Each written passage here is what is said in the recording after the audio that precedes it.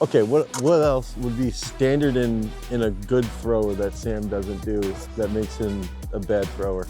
Really? That's all. It's a I think you're lying. Data doesn't lie. So for Sam to break Ben Plunkett's American record, he has to, in my opinion. We're gonna analyze an elite discus session and we're gonna start right now.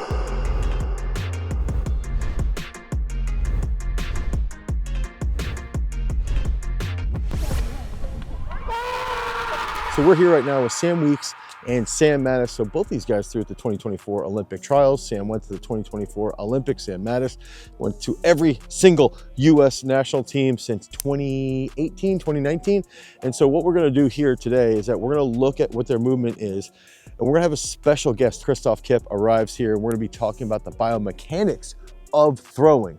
Now, the big key factor here is it's a Friday. So we're gonna try to really establish good technique early with 1 to 2 cues. That's it, 1 to 2 cues. So we're gonna give you each of their specific cues, and then we're gonna see how they can build upon that throughout this entire session. So take notes on what those 1 to 2 key cues are for each thrower and what we're trying to fix from that, because you might have those exact same issues and it's gonna take a lot of reps. Then we're gonna have that discussion around things like angular momentum and how that is impacted throughout practice and what we're trying to do over a long period of time. So let's get throwing. All right, so the first big factor here for all the coaches out there, the first thing that we do, we get to practice 2 to 3 standing throws. We're not huge stand throw, a big stand throw group.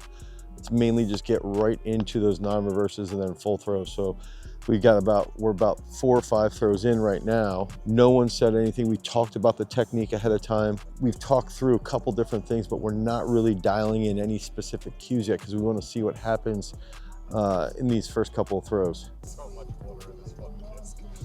Sam's crying about the water. That's like a...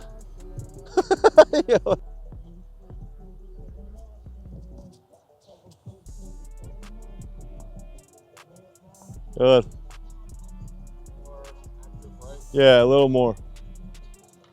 So like the big errors with Sam, so it's like, okay, let's reflect back on the errors. The consistent errors are he falls in too much with his chest or over rotates with his left foot. So those are errors, right? So then we go back and we say, okay, what can he improve? Okay, he can go wider with his right, which will help him stay more balanced on that left side so he's not falling in as much with the chest. If he has a more active, wider right, that creates that sort of distance dial. We know that the distance dial is Sam's issue. If you look at technique through basically 2 dials, you've got velocity and you got distance or range of motion, right? Sam's 100% the #1 fastest thrower, like 0 to 100 faster than anybody else. So we know that's his strength. If we can create more range of motion, that's where I think he's going to make up a lot of gains because he's already got the speed.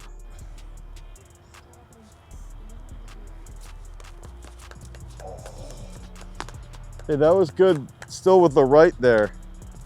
Like harder right, or that was a good right? That was good. And the left fell just a little bit. Got wide here, but then that left maybe over rotates just a little there. It's so maybe a little more. Yeah, because I'm short. Yeah. So I think it's like wide, and then it's just like dying, sucking in the circle, instead of like staying out here. And then going, yeah.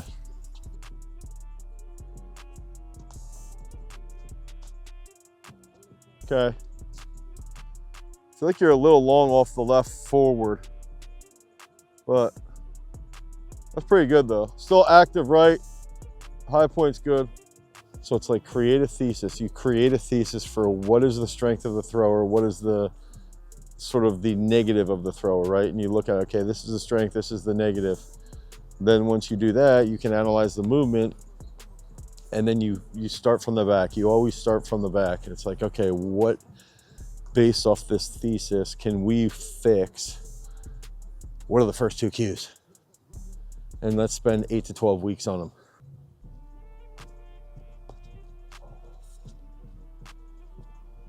Like where, yeah, you're better out of the back. The left hip slightly falls, the left foot holds. The right does get to the middle. So if that's like a little longer, yeah, just get a little longer there. So now the big thing with the thesis, think about this. So coaches, please, athletes, please write this down. You go, okay, here's the thesis. This is the issue. You got two dials, velocity, range of motion, okay? Mattis, velocity, top 2 in the world, top 1 in the world. Probably top 2 after Alekna. But his range of motion is poor. So if we get his right leg wider, okay, that creates more angular momentum. If he gets a high point, that's more range of motion. And if his left gets down faster, he catches that deeper with his velocity.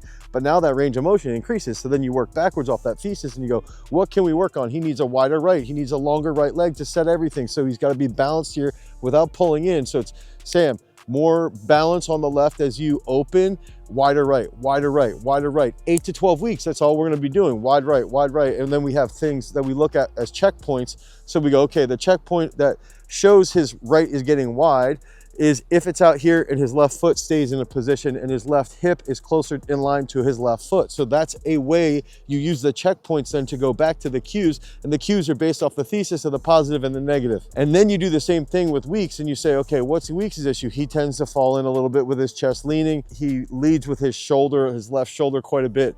Matt Denny does that in the middle, which is what helps Denny establish his high point. You know, Mattis never had a high point until this right now. Weeks is working on that as well. Weeks is working on a more active right leg. Okay, so he has less fall from the left shoulder. So he usually initiates his entry with his left shoulder. We want that wider right to initiate going forward. Then he hits the high point and it'll be more stacked in the middle, which will give him a little bit better finish. So then the checkpoint for him is where's his left arm, his left shoulder at pickup. Okay, so then we can look at that. And then we want to look at, okay, where's his hand when his right foot grounds? Okay, that's the next thing. Another checkpoint. How's the discus flying? Is the edge low or is the edge high? Is the outside edge high? If the outside edge is high, we just work backwards and we see he probably has fallen in with his left shoulder.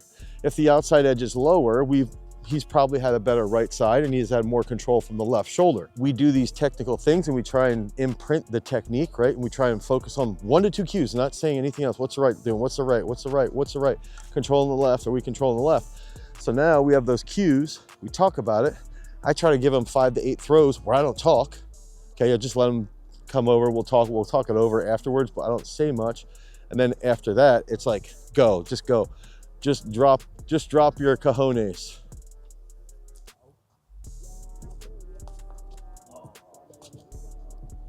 If you got that right down a little sooner, that would have been good.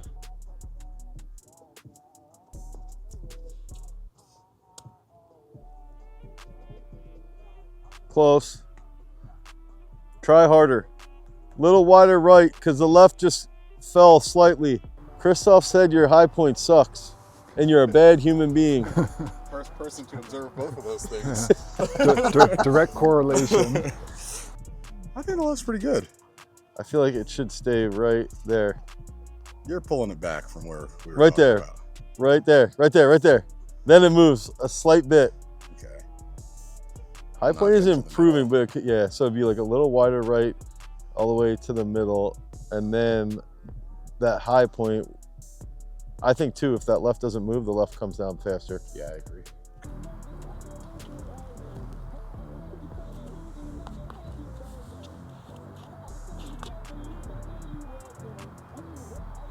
You want to see that, Weeks? Because I don't know exactly where it is, but I would think the high point should be above shoulder level. I think it's really hard to tell from this angle too. Like, I'm often surprised when you look from behind and you're like, oh, it looks sort of shoulder level, and you look from the side. So I think it's a perspective thing as well. And you think the side would be higher? You would see Yeah, it. I think in most cases, if you look from the side, you might be surprised that it actually is higher. Because I tell them, so like I'll say, is this cue here, almost in line with the red building, or right on the left side of the red building. I want them to think about hitting it early, and they'll probably hit it closer to the jab runway. And then I'll say, I want the discus above the head, like slightly above the head. Mainly because he doesn't have anything, so when he feels like it's above his head, it's like here.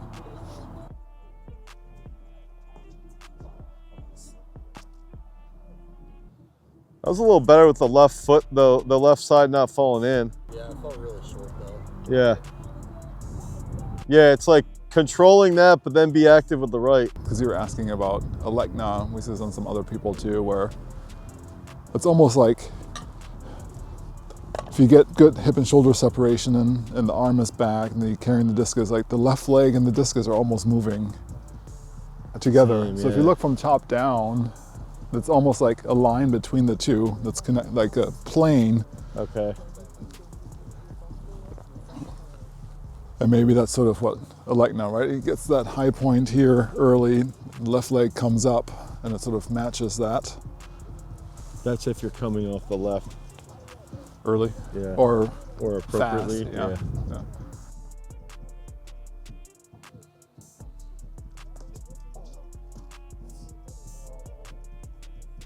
Still wider, more forward right. I think you fell there. Like right there. So like there, if you're more active with the right, that left won't keep turning and then you'll come off sooner. So going back to the idea that you can only start things at the beginning. Yeah. Like what you see with Sam and the data. Well, that was better. No, that was way better. Is that the shoulders just move faster than the hips by a lot. For most people, wherever your separation is, whatever you have, at first, the hips and shoulders are sort of moving. They're coupled together pretty well. But for Sam, everything, both are moving, but the shoulders just lead way too fast. And that sort of then gets, like you get almost a negative hip and shoulder separation angle, where the hips are leading or the shoulders are leading the hips into the throw. So then everything is, like most throws coaches would call that open. Like when they would land at the front, then you're open. Yeah. So Sam is open almost initially at pickup. He does, yeah, he does re-wrap a little bit, but it's like 10 degrees maybe, where you get some people who are at like 30 or 40 degrees, right? Like Denny and Elecna are pretty dynamic in terms of how much range of motion they're able to sort of reestablish into the delivery phase. I still think you hit a high point earlier, but everything else there is fine. That was good. What would you say is like a typical, like let's say, could you off the top of your head say with Mattis, how much that left shoulder leads his hips, the negative part you mentioned? Maybe 5 to 10 degrees. What would be a standard, like someone like Stoller? A standard would be a positive number, not a negative number. So negative 5 degrees is negative just means that like you don't see it in hardly anybody else in the data that we have from Ramona, right? So your world. Even Mauricio. You have Mauricio? Wait, I think he's in there. And he's not negative. And some people come pretty close, and you do want like you establish separation here. You do want an unwinding, right? Because you want to generate rotation. You don't want to be here all the time. So it's this winding, unwinding.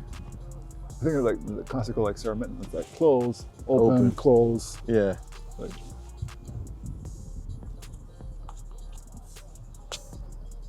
okay. Yo, like that high point, but more active, right? So actually, it would be interesting because at the Shopwell conference last year, when we looked at, I presented the data from Munoz for the Shopwell presentation, and he never quite got to. He like stayed too close and didn't open up to the point where hips and shoulders are sort of square out of the back. And there's another biomechanist there who done some. German guy? No, it's a guy from Japan. Teddy Kato, and he's like, I think he could throw further if he unwinds just a little bit more, and maybe that's a sort of reaching here, unwinding. I swear at Worlds this year in training, that's what every day it was like he would warm up and he would go like this, and and at that point, right, you're thinking of like hips and shoulders probably, yeah, like more square rather than keeping this. Yeah. And then it was just okay. And then after every throw, he'd look at, so he has a younger guy and then a dude who's older Cuban guy that left to go to Mexico who's like, looks like he's 75.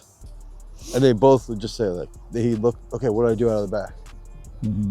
No, I went here, or like this. Then they're like, no, here. And that was like it. And then just yell louder.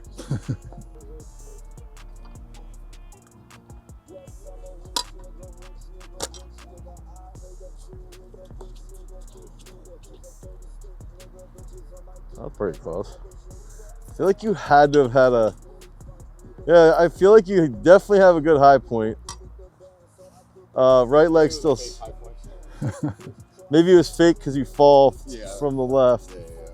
But I pushed with the left, which felt. But, well, this is my other thing. Yeah, because look at when the right grounds, your left foot is close to Yeah, passing. because I actually pushed that time.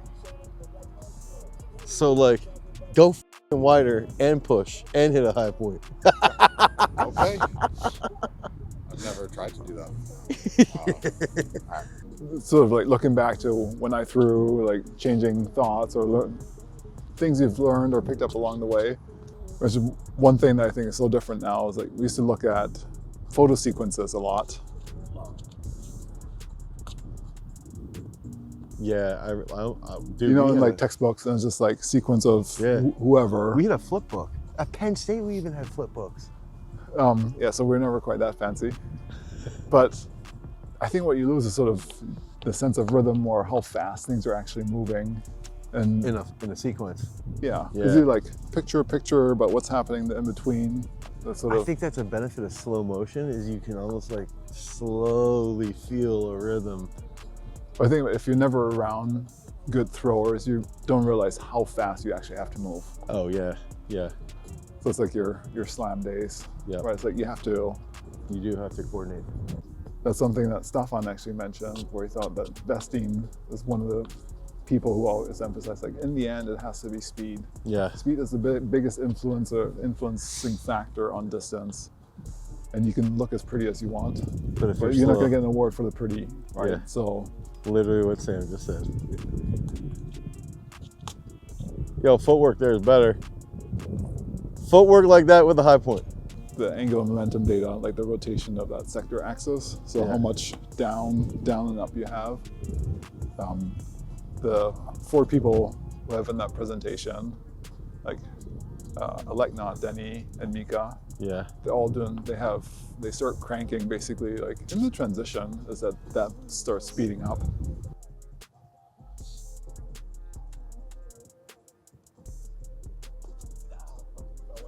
Yeah, that was bad with the fall. So you caught it pretty well. So what would you almost after high point, right? It just starts speeding up and down. So that's how you define transition. The transition is a second single support phase in the front, right? So it starts with right foot down in the middle, and until the left foot sets down. Okay. But so for Sam, it sort of increases a little bit, but then just stays level. So say that again. Now that you clarified that transition, what is the specific thing that you're mentioning that Denny, Alekna, and Mika have? Oh, almost. The discus starts speeding up pretty much from the high point through that entire range of motion in the vertical direction. Right. And for Sam, it starts speeding up a little bit, but it doesn't really continue to speed up. And in part, it's if you don't have that range of motion, you're limited by how much you can accelerate the discus down. That's almost what you talk about with the drop with like Stahl possibly. I feel like we talked about a little bit with like Stahl has a really big high point, or maybe I mentioned that. He has this big high point and he drops. And it's a downswing, and you're working that discus the entire time. It's not waiting until feet are grounded. It's constantly. It's almost immediately. Okay.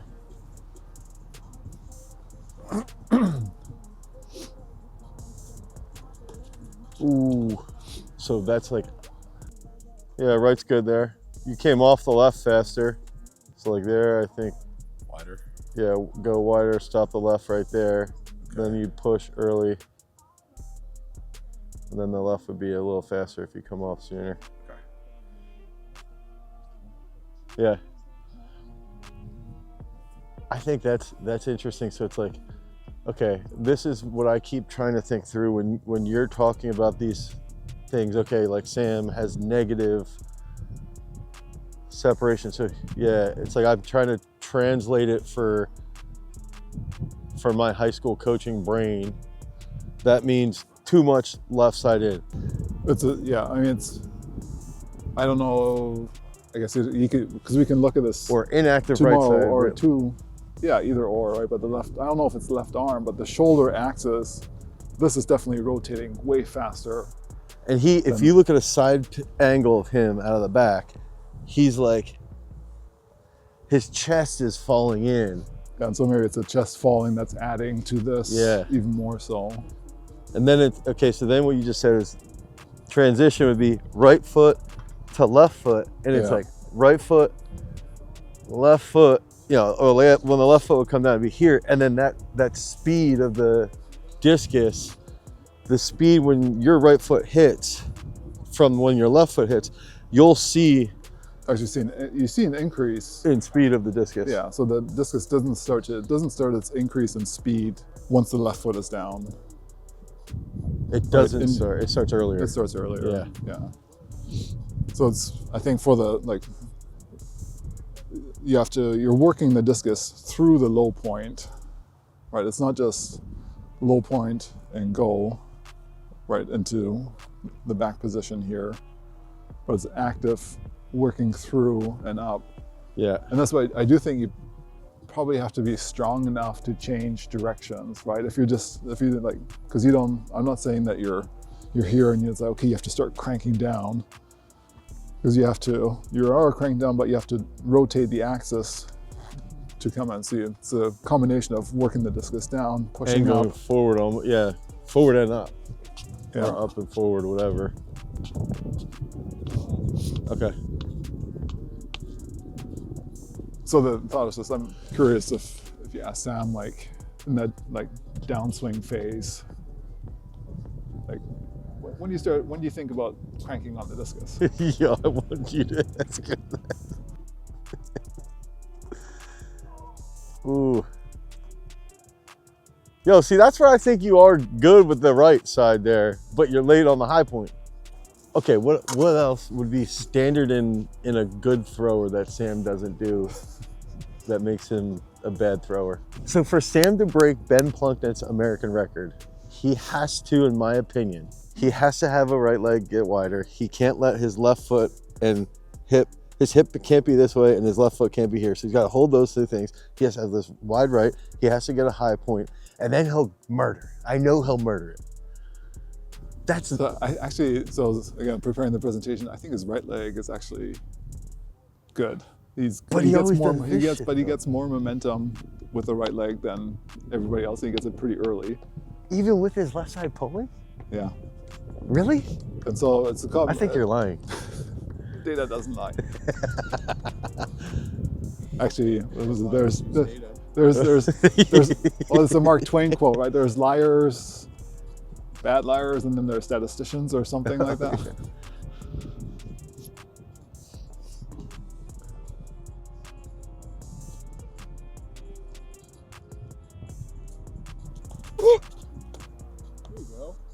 A little short with the right. Well, the grunt was missing from all the other ones. Yeah. See, I think, okay, here's my argument. If he has a wider right leg there, I think his left foot won't keep rotating. I think right there, his left foot keeps rotating, he's on it too long. But it could also be if he has a wider right and pushes off. But if you're only able to create so much momentum, a wider right would mean that it's also moving slower. Yeah. Right. So you would have to. Yeah, we gotta keep that in the video. I don't need technique. I gotta go fast. Total crankage. Total crankage. But so I guess my argument is that. So that's like the all else being equal, right? Because it's just a multiplication of two things. So what would you say he needs to improve so his left hip, his left foot doesn't keep falling in? Ooh. Yo, you caught that well. I didn't really like your feet as much to the middle. I thought you were a little long with the right. But otherwise, that was good. That had better rhythm. See, that's how we're just throwing. And then it just zooms out like, wah, wah, wah, wah. That's good, wah, wah. Faster. Oh. Yeah.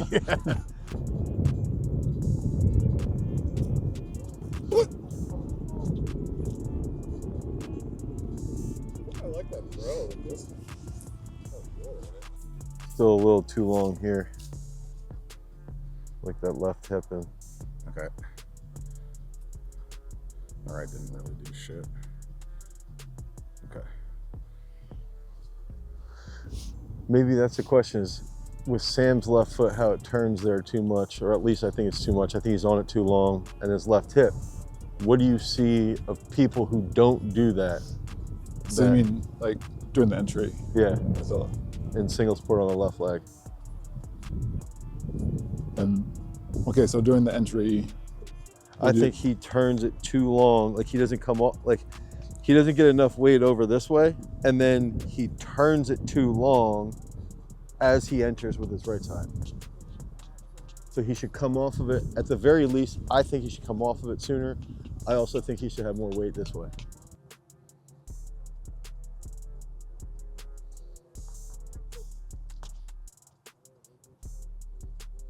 I think Go, better footwork there. like the potential problem, I think, if you're staying on your left leg too long, the discus comes forward too much. And so what we see with a couple of your throws, right? It's like A couple of your on average, it's like the discus, the path of the discus during the entry is way longer compared to some of the other guys, right? So shoulders, everything sort of turns too much here, sort of leading with the right leg, instead of having the discus back. Right? And I think that's probably linked to staying on the, if you're staying on the left leg too much or too long, the upper body just tends to drift forward. And then that shortens your, sort of, I guess, what you can do with the discus in the orbit and the front of the circle, maybe.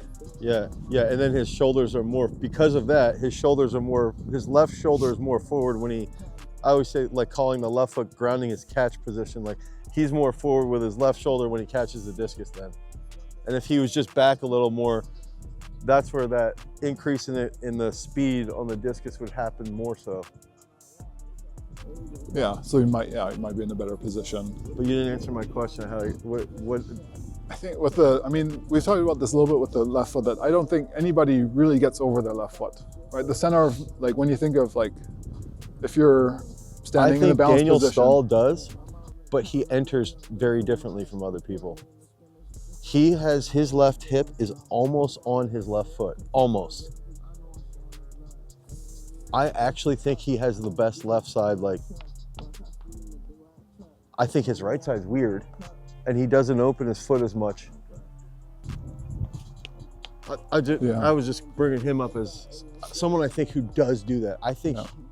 I don't know. I would still bet that, like, center of mass of the entire body is not over the left toe. You have some, like, left shoulder might be, but if your right leg is sweeping around, you're holding the right arm out, or that displaces your center of mass over to the side. But the point is that that's when you think of, like, to be in static balance, your center of mass has to be over your base of support. And if it's outside, you're falling. Yeah.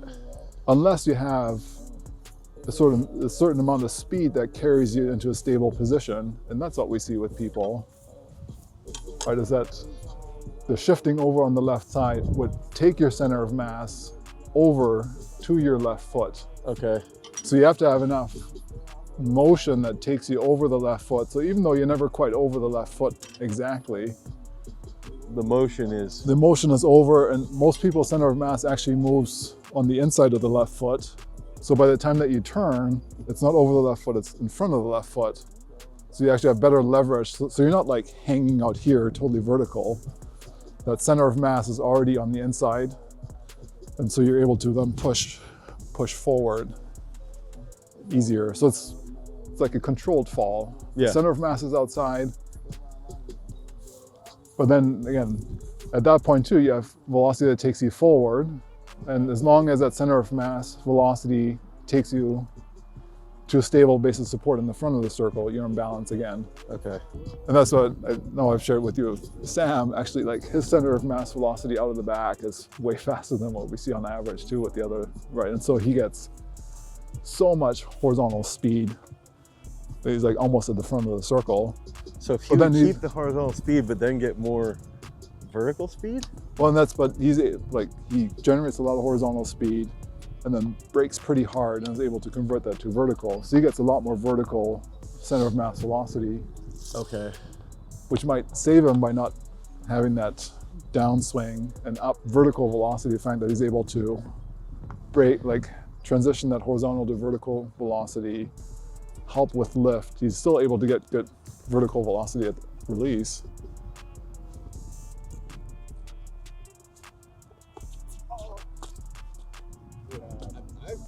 You stop there, maybe a little bit wider with the right around.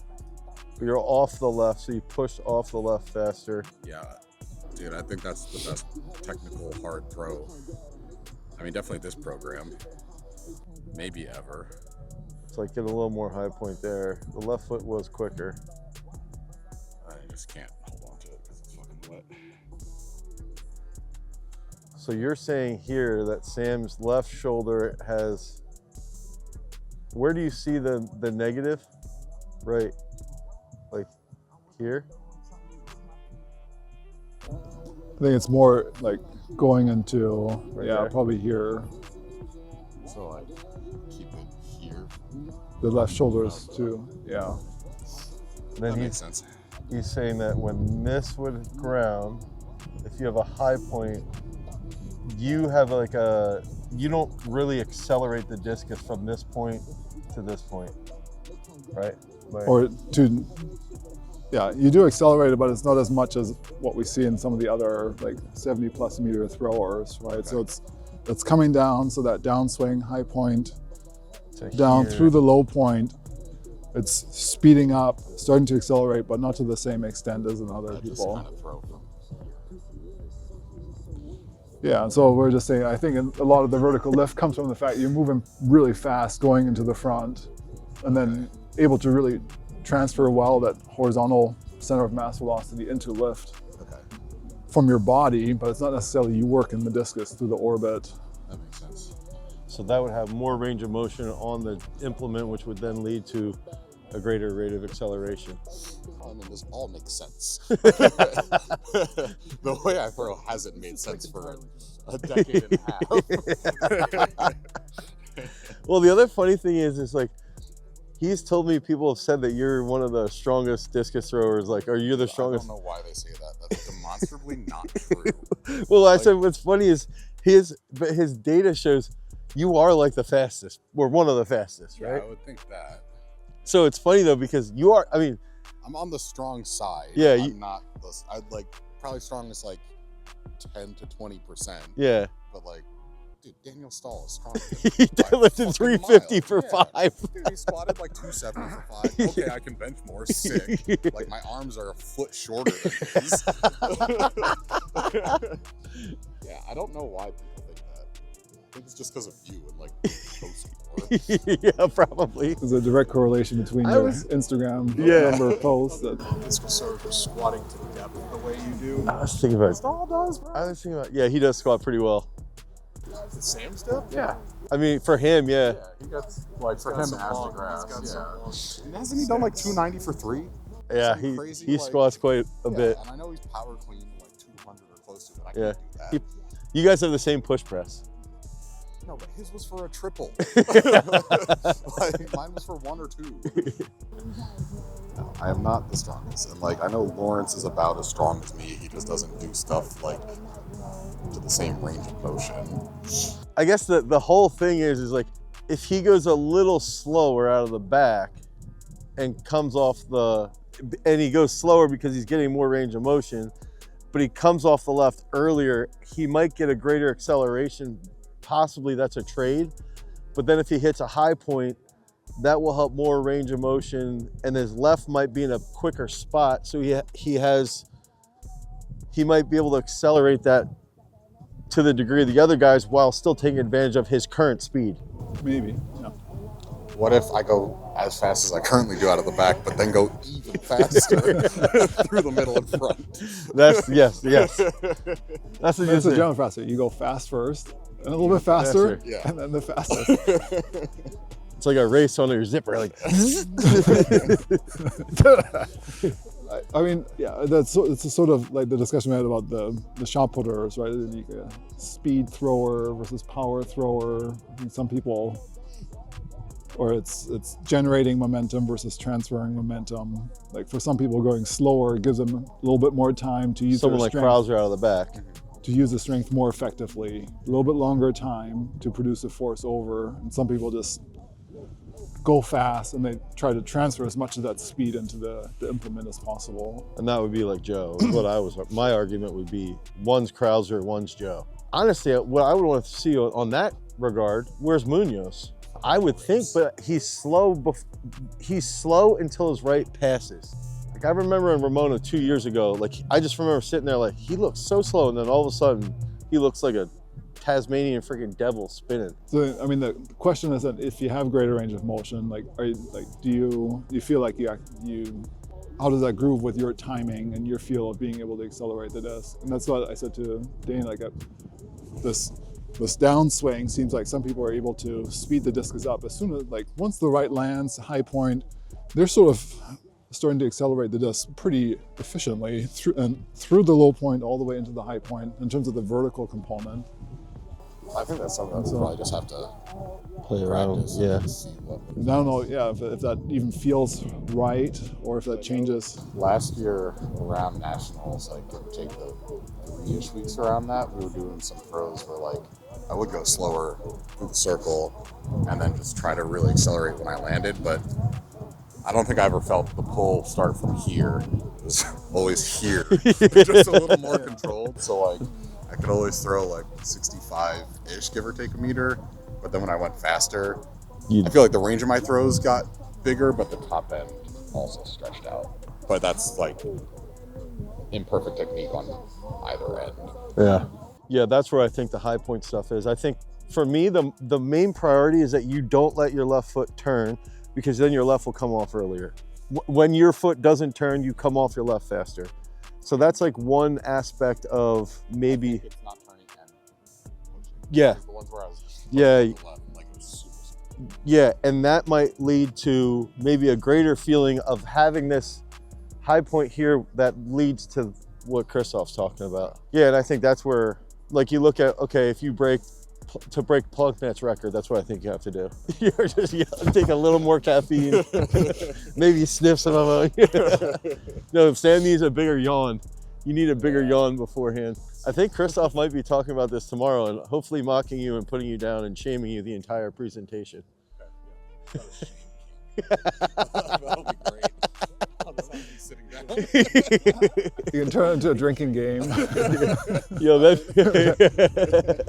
over to ThrowsUniversity.com if you guys need help with your programming. If you need a custom program, you're going to train with Sam Weeks, who you got to see throw today through the 2024 Olympic trials, and he's our on-site coach as well at Throws University. Click that link down below in the description. Until next time, Kristof. You can check out Kristof on Instagram. It's kristof.kipp. Follow him and just spam him in the comments. Peace.